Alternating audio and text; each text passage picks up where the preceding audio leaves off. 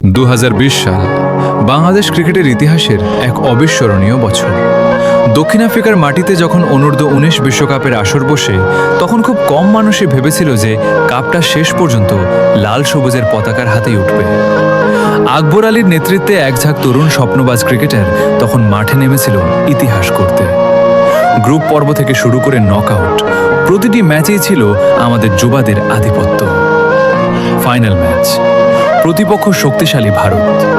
শুরুতে টস জিতে বোলিংয়ের সিদ্ধান্ত নিয়ে তানজিম, সাকিব আর শরীফুল ইসলামরা যে বোলিং দাপট দেখিয়েছিল তা ছিল এক কথায় অসাধারণ।